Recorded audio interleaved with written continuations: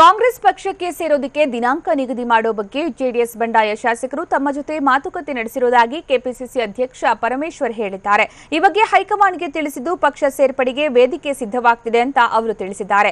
ಮೊನ್ನೆ ಅಧಿವೇಶನ ಮುಗಿದ ಬಳಿಕ ಜೆಡಿಎಸ್ ಬಂಡಾಯ ಶಾಸಕರು ಸಿಎಂ ಸಿದ್ದರಾಮಯ್ಯನವರನ್ನು ಭೇಟಿ ಮಾಡಿದ್ದರು ಅಂತ ಅವರು ಹೇಳಿದ್ದಾರೆ. ಅವರು ಮುಖ್ಯಮಂತ್ರಿಗಳನ್ನ ಭೇಟಿ ಮಾಡಿದ್ದಾರೆ. ಕೆಲವು ದಿವಸಗಳ ಹಿಂದೆ ನನ್ನನ್ನು ಭೇಟಿ ಮಾಡಿದರು. ಅವರು ಕಾಂಗ್ರೆಸ್ ಪಕ್ಷಕ್ಕೆ ಸೇರಬೇಕು ಅಂತಕ್ಕಂಥ ವಿಷಯಗಳನ್ನು ಚರ್ಚೆ ಮಾಡಿದ್ದಾರೆ.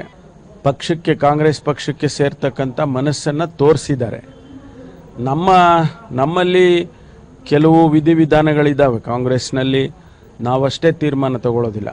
ಮುಖ್ಯಮಂತ್ರಿಗಳು ನಾನು ಒಂದು ಅಭಿಪ್ರಾಯಕ್ಕೆ ಬಂದ ಮೇಲೆ ನಮ್ಮ ವರಿಷ್ಠರ ಜೊತೆ ಮಾತಾಡ್ತೀವಿ, ಹೈಕಮಾಂಡಿನ ಜೊತೆ ಮಾತಾಡಿ ಆ ಸಾಧಕ ಬಾಧಕಗಳನ್ನು, ಯಾಕೆಂದರೆ ಆ ಕ್ಷೇತ್ರಗಳಲ್ಲಿ ನಮ್ಮ ಅಭ್ಯರ್ಥಿಗಳು ಕೂಡ ಇರ್ತಾರೆ, ನಮ್ಮ ಪಕ್ಷದ ಅಭ್ಯರ್ಥಿಗಳು ಕೂಡ ಇರ್ತಾರೆ. ಅವರೆಲ್ಲ